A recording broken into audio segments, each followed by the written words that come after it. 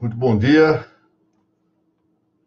Voltamos hoje aqui com os nossos encontros semanais sobre matéria de direito notarial, graças à oportunidade que me concede, a nós nos concede, o Colégio Notarial do Estado do Paraná, presidido pela doutora Mônica Maria Guimarães Macedo Dalla Vecchia, esposa do meu querido desembargador Fábio Dalla Vecchia. A ambos eu apresento as minhas saudações à distância, bem como a todos aqueles que também agora ingressam aqui, a doutora Margarete Maia, estimada amiga lá do Ceará, uma artista, além do mais, a professora Isabela Bicalho, aproveito para pedir a ela que transmita ao senhor Wilson as minhas saudações, doutor Fausto Mota, Laura Porto, a Thaís Camati, todos que estão ingressando agora nesta nossa reunião virtual. Hoje voltamos a falar sobre o tema das notas sobre notas, para que nós abranjamos aqueles que eventualmente entram pela primeira vez nesses nossos encontros. O Colégio Notarial do Paraná, a cada 15 dias, publica um pequeno texto que eu trato de escrever acerca do direito notarial. Não há um tema definido, nós vamos cuidando de vários assuntos que possam interessar aos notários. E toda semana nós ministramos uma pequena aula de notas, comentários e glosas sobre esses textos. Como, portanto, é fácil notar, há uma diferença. O texto é publicado a cada 15 dias e a aula é semanal. Nós temos algum espaço. A cada 15 dias nós temos um espaço de aula de outros temas. E nesses outros dias, portanto, que não cabe falar dos textos dos notas sobre notas, nós estamos examinando o livro Prudência Notarial, até em vista de uma possível reedição desta obra. Hoje voltamos aqui a tratar do tema da moralidade pública. Então, lembremos-nos, isso tem sido reiterado para que nós guardemos a atenção devida, que não se trata de examinar questões de ética profissional do notário. Aqui nós não estamos cuidando, portanto, da mal designada deontologia ou moral profissional do notário. Isso até pode ser que o façamos mais à frente. O que agora nós estamos vendo é a importância da moralidade pública para o notário, enquanto o notário é pessoa pública, ou seja, enquanto ele é dotado de autoridade e potestade, auctoritas et potestas. Porque o notário tem uma função, de algum modo, de liderar as condutas sociais, cada um em sua área, não é? De maneira que ele, exatamente por esse papel de liderança, o notário deve saber como conduzir, quais as regras, quais as virtudes com que deve pautar o seu comportamento, a sua conduta.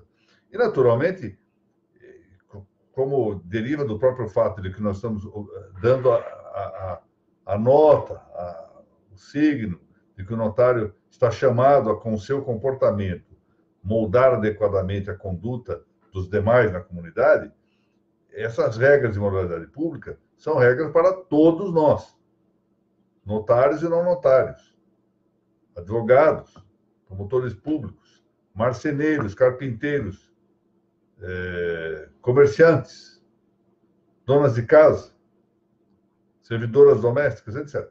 Para todos, todos. E por isso, no fundo, o que nós estamos fazendo aqui é quase que um pequeno resumo, é realmente um pequeno resumo, de todo o tema da moralidade. Pois bem, ao tratarmos dessas, que são muitas virtudes que nós temos que considerar, destacamos inicialmente as chamadas virtudes de veneração, que são uma parte da virtude do hábito da justiça. E dentre essas virtudes da veneração, indicamos 3: a religião, tratamos no início, a piedade, e vamos ainda tratar, na próxima reunião nossa, da observância. Quanto à piedade, que é a segunda das virtudes da veneração, cuidamos já da piedade familiar e agora estamos tratando da sua segunda espécie, que é a piedade patriótica. Mas para saber o que é a piedade patriótica, como virtude de veneração, nós precisamos saber o que é a pátria. E o que é uma coisa que, em nossos tempos, folga considerar-se de maneira particular pelo seguinte: nós estamos vivendo agora, não é só no Brasil, em alguns casos, com muito maior caracterização e profundidade. Eu lembro aqui os exemplos da Hungria, da Polônia, possivelmente da Ucrânia, mas também no Brasil, uma certa renovação do espírito patriótico. Ou seja, nós vamos nos dando conta que os nossos filhos, os nossos netos, vêm perdendo, ou perderam ao longo do tempo, o antigo respeito, a antiga veneração que tinha pela pátria. Por exemplo, pelos símbolos da pátria. Eu ainda me lembro, em alguns lugares ainda isso se faz assim, a doutora Thaís Castelo Branco mandava outro dia num grupo uma indicação de que os seus filhos ainda, pelo menos de quando em quando, entoam o hino nacional nas escolas. Eu, ao meu tempo de aluno, era frequente entoar o hino nacional, era frequente um respeito particular pelos professores em sala de aula, nós nos levantávamos, são pequenos gestos, alguns, outros um pouco maiores, que mostram uma certa realidade cultural que se foi perdendo. E hoje, a sociedade, em grande maioria, quer a devolução desses valores.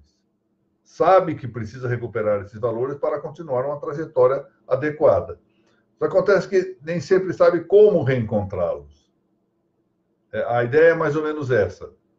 Uma geração, que se pode chamar de geração iconoclasta, quebrou os sinais. Como se nós tivéssemos, assim, por exemplo, uma via pública, uma rua, uma avenida, lá que estão sinais de trânsito. Aqui é proibido estacionar, ali é proibido parar, aqui não se pode dobrar à direita porque mão em sentido contrário, etc. E alguém passou e maldosamente quebrou tudo isso. E os novos condutores querem alguma regra, porque viram um caos essa região do trânsito, querem regras para bem conduzir-se, mas não conseguem encontrar essas regras porque não foram educados para elas.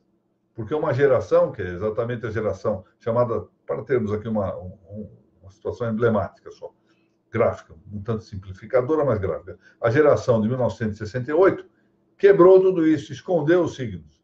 E hoje é preciso, sabe-se que há necessidade de recuperar e não se sabe muito bem como fazer. Entre essas indagações está exatamente a do conceito de pátria. E especialmente para que nós não nos percamos, ao considerar a ideia de pátria, num conceito que é relativamente próximo, que é o conceito de nação, que vai levar-nos aos nacionalismos. Os nacionalismos nós vimos em que redundam. O século passado foi um século dos nacionalismos. Então, são coisas que nós temos que ver com cautela. Daí a extensão com que fui tratando nessas nossas explanações sobre o conceito de pátria. Parece um pouco distante da ideia central da moralidade que temos que indicar para o comportamento do notário, mas está plenamente justificado esse tratamento pelas circunstâncias em que vivemos nos tempos contemporâneos. Por bem, vamos voltar aqui, então, à leitura do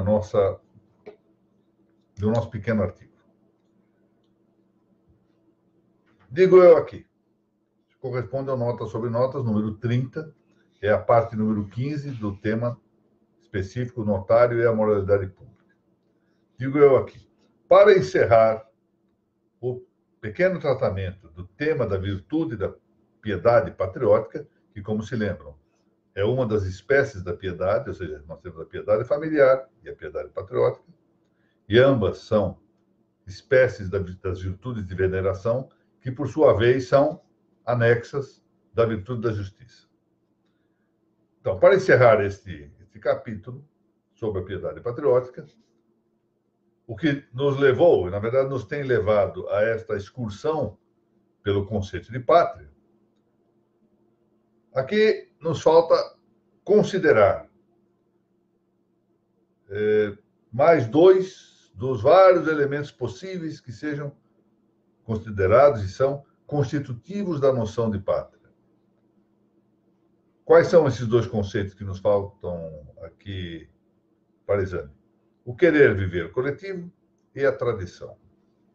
Bom, entre os elementos ou fatores constitutivos da pátria está, sem dúvida, aquilo que se chamou, na expressão inaugural de Louis Lefir, o vouloir vivre coletivo, ou seja, o querer viver coletivo. Essa expressão deriva, como eu acabo de dizer, do grande jurista francês que foi Louis Lefir, jurista do século passado, que foi professor da Universidade de Paris e efetivamente um grande pensador no campo do direito.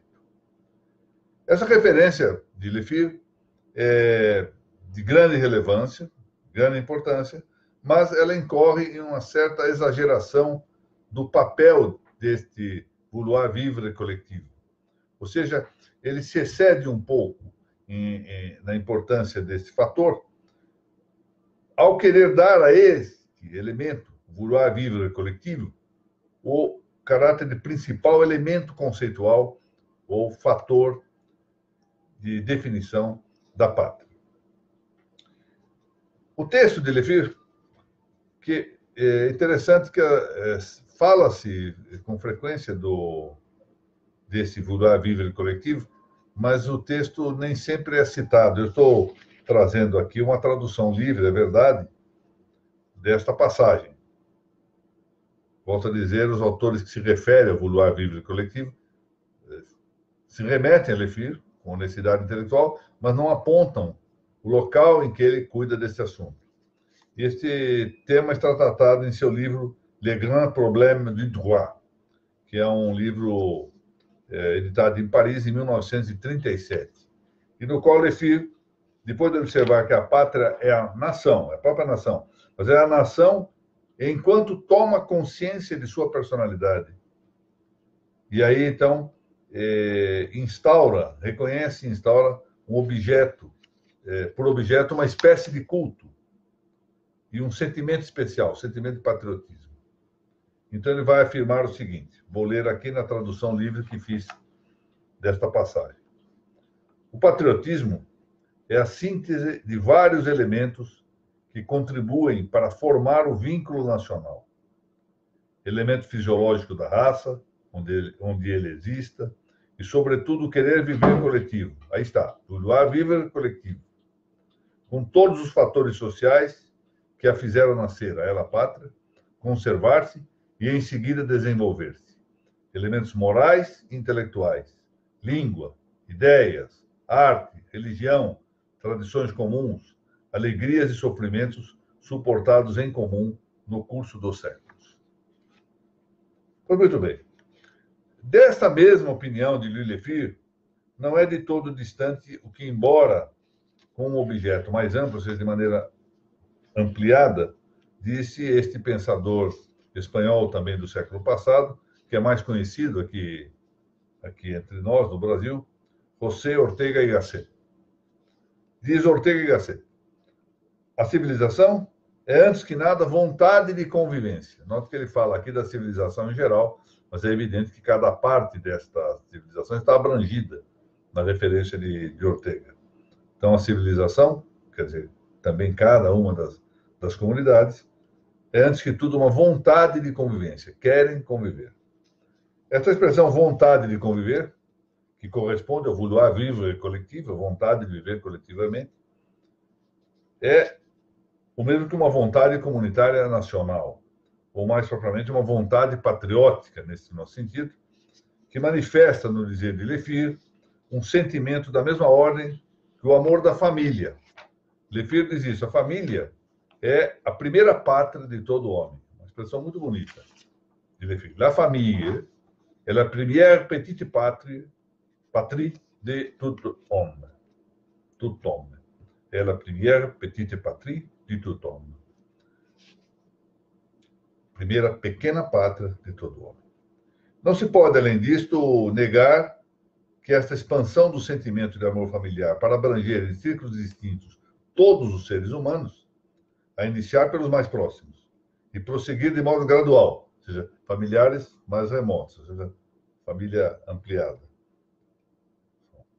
Tios, primos, genros, noras, sogras, sogros, etc. Amigos, partícipes de um mesmo ofício, compatriotas. Nós nos sentimos mais ou menos ligados, é assim mesmo. Nós nos sentimos muito ligados ao nosso núcleo familiar, né? A nossa própria família, pai, mãe, filhos, não é? Depois, em seguida, expandimos, nós temos mais familiares ao redor, aos quais nos sentimos bastante ligados também. Em seguida, vem os bons amigos, não é? Que com um pouco de tempo fazem parte, é como se nós não pudéssemos mais existir sem eles, fazem parte desse ciclo, nos vontade de conviver. Depois, em seguida, já um pouco mais distante, mas nós temos um certo sentimento de ligação, de amor, que abrange também aqueles que são partícipes do nosso mesmo ofício. Então, os juízes, relação aos juízes, os notários, relação aos notários, registradores, relação aos registradores. E aí, muitas vezes, nós vamos começar a distinguir, por exemplo, os notários sentem os registradores como um povo mais próximo, por exemplo, deles, do que os marceneiros, por exemplo. Então, nós vamos formando círculos concêntricos. E temos também aí os compatriotas. Em determinadas épocas, nós sentimos mais de perto esse vínculo de ligação, de amor pelos compatriotas. Por exemplo, não só nos casos das guerras, por exemplo, mas igualmente nas grandes festividades, solenidades a respeito de eventos históricos, e até mesmo em casos de eventos esportivos, não é?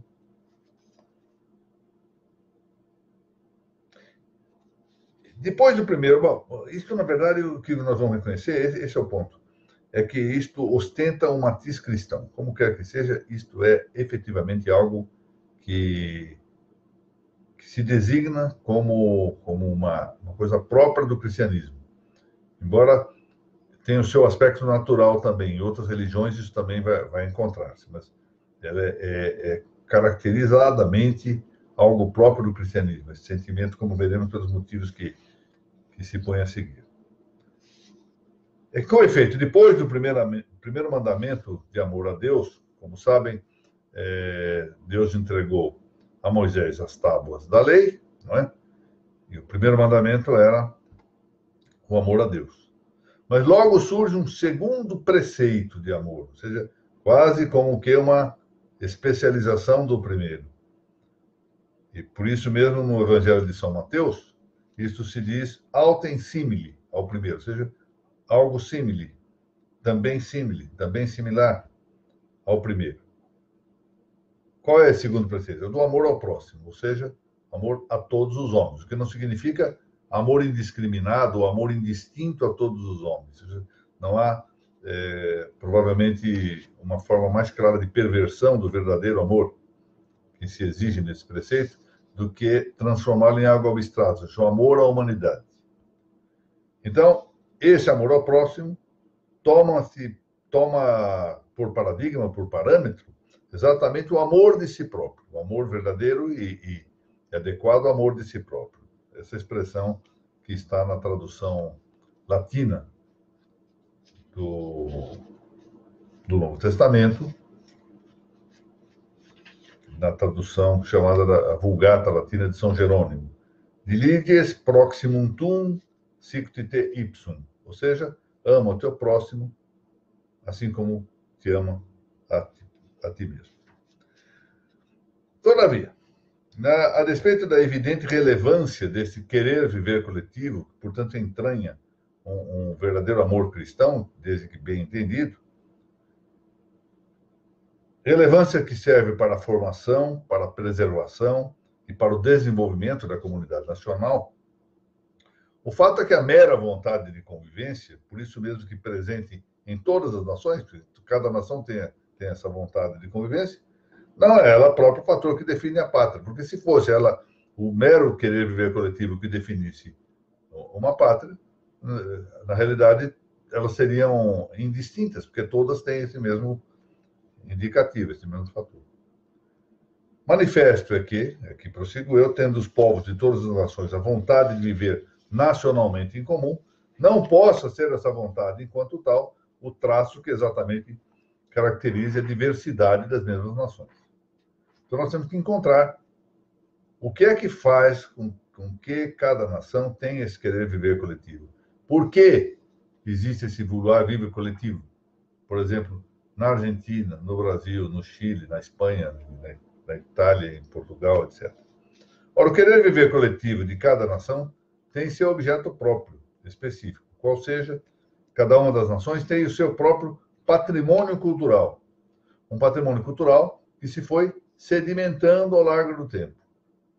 É um patrimônio que é prende de vários fatores. Então, valores, são ideias, a língua, a raça, mitos, legendas, território, religião, etc. Esse patrimônio se vai formando. E é como se nós estivéssemos aqui, se nós pensássemos materialmente, porque também há elementos materiais nisso, a arte, a música, etc. A arte pictórica, que eu me refiro, e escultural, a música e outros elementos, a literatura. Esses elementos, que, portanto, também possuem aspectos materiais, podem formar assim um acervo, por assim dizer, um montemor. E esse monte, o acervo hereditário, é entregue geração após geração. E é exatamente essa característica, ou configuração deste acervo, que configura a pátria. Na medida em que nós transmitimos historicamente, geração após geração, aquilo que forma e preserva, aquilo que gesta e conserva a identidade das nações. E por isso, como cada uma delas tem o seu próprio patrimônio cultural, isso vai explicar a sua diversidade. Então vem aqui esse resumo. A nação descende da pátria. Ela não é como apareceu no século XVIII com os nacionalismos, algo que aquela perversa revolução, que foi a Revolução Francesa, traduziu como a manifestação da vontade geral, uma vontade supostamente livre, que é decidida de qualquer modo, meramente numérica, senão que a nação descende da pátria na medida em que ela recebe um patrimônio cultural. E a pátria, por sua vez, descende da tradição, ou seja, dessa entrega do patrimônio cultural. A pátria, em resumo, é a nação ciente e consciente da cultura específica que suas gerações sucessivas gestaram e transmitiram com o transcurso paciente do tempo. Então, nós vamos recebendo esta cultura diversificada, por isso que as nações se diversificam, e a tradição é o elemento que nós reconhecemos efetivamente como a causa principal desse querer viver coletivo. Depois, a peculiar tradição do patrimônio cultural nas gerações que se sucedem ao longo do tempo, quer dizer, a transmissão particular de cada patrimônio em cada povo, o que constitui a pátria e dá identidade às nações. Eu ainda me lembro que li no tempo de universitário um livro, eu vou localizar aqui na minha casa. Isso aqui, para localizar, não é tão simples. Alguns acham que isso é uma biblioteca. Isso não é uma biblioteca. Isso aqui é um amontoado de livros que são guardados de acordo com a minha memória. E já houve caso aqui de eu perder por mais de ano um livro que coloca no lugar errado. Então, biblioteca supõe ordenação. Isto é desordenado, infelizmente. Mas, enfim, ainda vou achar esse livro. É um livro chamado La Psicología de los Pueblos, em que se procurava mostrar que cada povo tem a sua psicologia e que essa psicologia era o resultado de uma fisionomia cultural adquirida ao largo do tempo. O vocábulo tradição tem sido frequentemente judiado, pejorado, como algo que leva à singela conservação do antigo. Tradição não é conservar o antigo. Isso é conservar. É diferente. Uma vez me perguntaram exatamente se eu era conservador. Eu disse, olha, num certo sentido sou. No outro sentido, não, porque eu não vou conservar as porcarias que eu vejo por aí. Então, não é muito próprio que se diga de alguém que queira conservar as boas tradições que seja um conservador. Entende essa designação? Ela metaforicamente abrange aqueles que não querem essas aventuras distópicas, que querem buscar a ordem, a tranquilidade na ordem, a paz, a justiça, etc., com o termo conservação ou com o termo conservador. Entende-se? Não é uma observação própria, porque o tradicionalista não é um conservador. Ele é um tradicionalista, ele pensa no progresso. Exatamente, a tradição prepara o progresso. O progresso consiste exatamente em recolher a tradição e fazer com que ela evolua. Tradição é dinâmica. Isso se recolhe do seu próprio conceito nominal. As expressões traditio, que é o nominativo, né, desse substantivo, e traditiones, seu genitivo singular, significam, respectivamente, entrega e da entrega. E corresponde, esta palavra, à ideia de preservação retificada de virtudes e valores. Então, pensemos o seguinte, Pascal tinha uma interessante observação dizendo que a humanidade é um homem que aprende sempre e não morre nunca. Mais ou menos isso nós podemos pensar das comunidades. Claro que as comunidades têm períodos de decadência, tampouco devemos nos afetar, nos afligir pelas ideias de Spengler, no sentido da decadência do Ocidente, não. Há momentos de decadência, há momentos de ascendência, o ritmo cultural é sinuoso, mas a tendência sempre é que, em alguns aspectos, nós tendamos a um aperfeiçoamento. Com períodos, volto a dizer, de déficit, de decadência. Vivemos, por exemplo, um grave momento de decadência moral e cultural. E, em troca, um período de ascensão tecnológica. Então, essas coisas são convivências. Se nós vamos, por exemplo, verificar o que foi o século XVI, ou mais atrás, lá na alta medieval, alguns dos séculos, vamos verificar períodos quase tão conturbados como os nossos. Talvez nem tanto, mas quase tão conturbados como os nossos. Isso nos leva a pensar que, tal qual são os homens, individualmente, as comunidades também são chamadas a aperfeiçoar-se. E podem falhar, podem não falhar. Se, por exemplo, para quem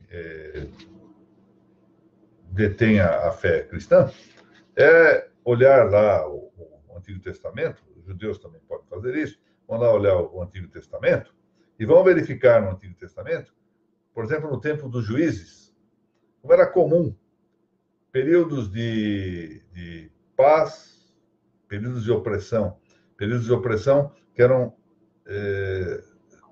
sucessivos da decadência moral, do descumprimento, da inobservância de determinadas regras. E levava a esses resultados. Isso, ao longo do tempo, foi muitas vezes repetido. E assim, em nossos tempos, nós temos o dever de aperfeiçoar-nos, nós nascemos, como todos nós nascemos, com essa grande mácula, esse grande defeito original, esse pecado original, o pecado adâmico, nascemos com a natureza inclinada, muitas vezes, para o mal e para o erro. E, ao longo da vida, vamos aperfeiçoando.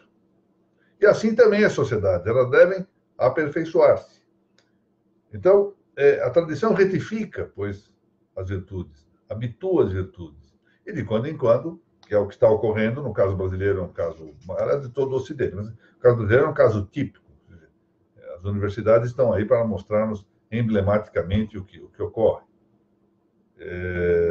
Esta perda de virtudes, perda de valores, em que ao mal se chama bem, ao bem se chama mal e vai por aí afora.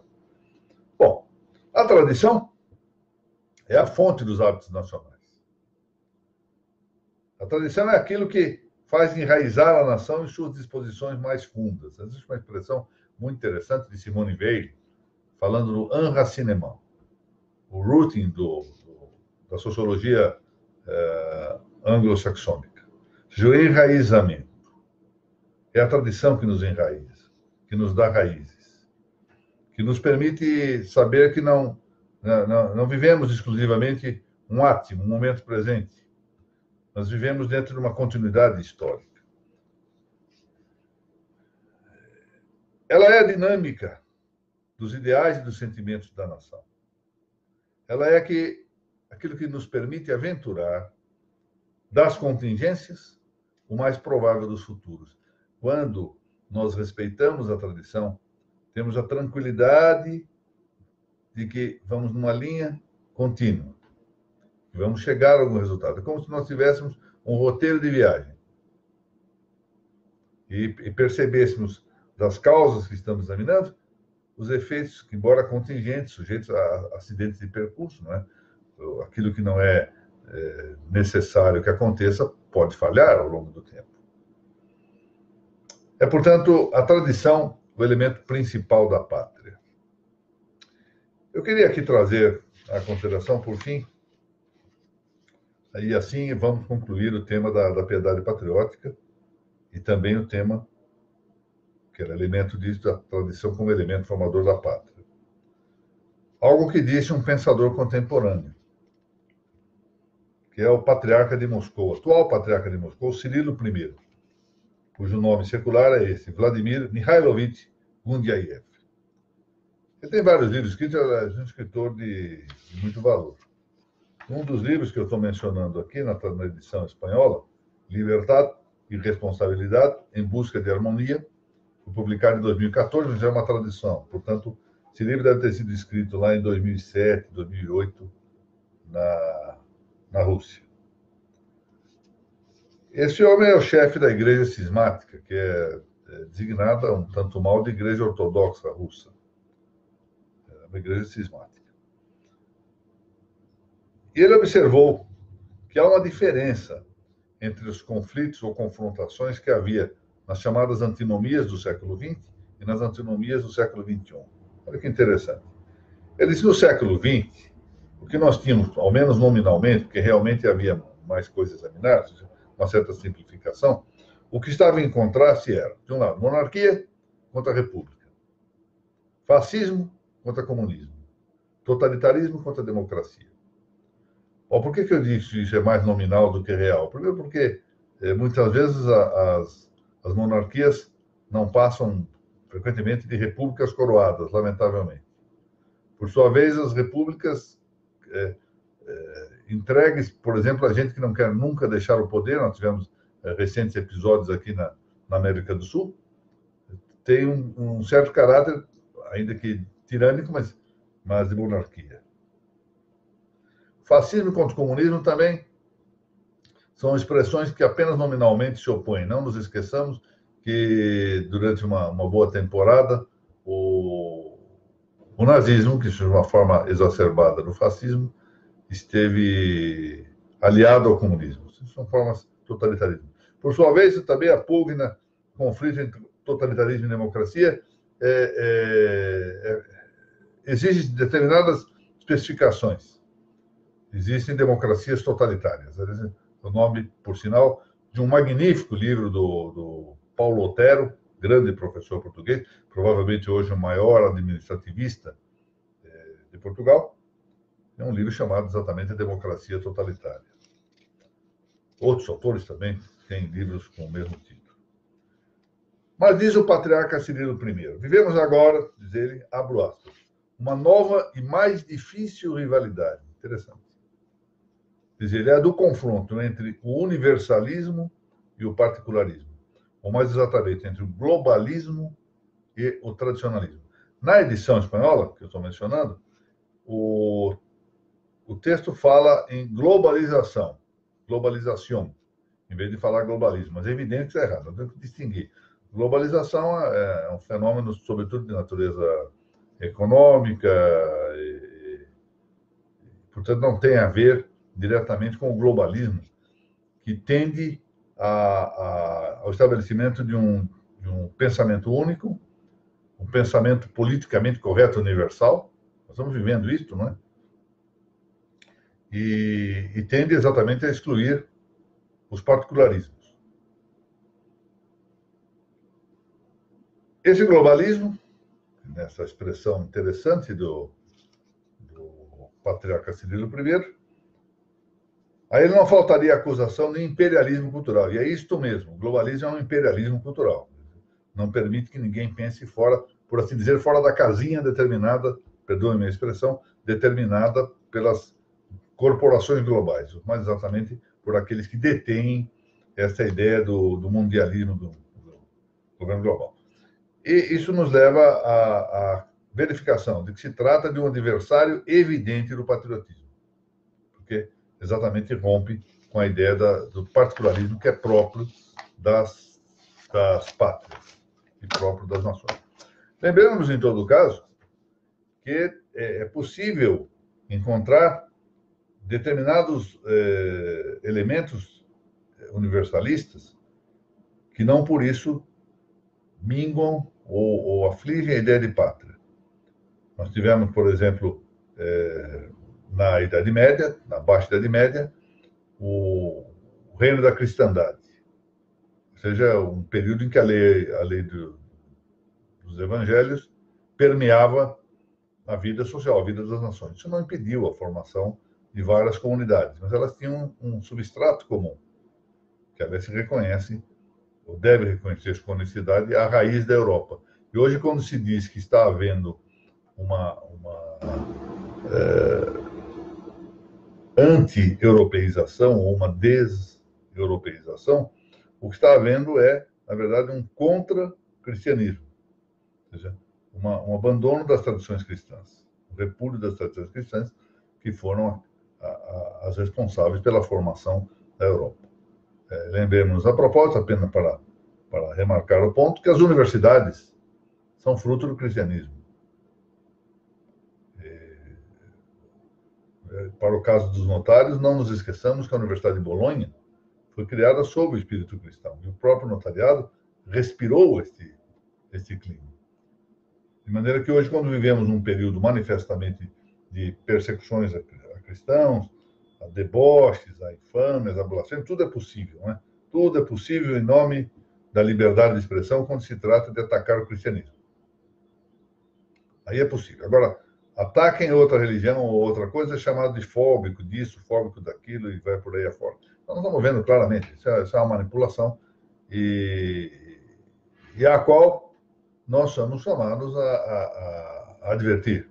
Somos chamados a uma ação prudente, mas adequada, sob pena de pusilanimidade.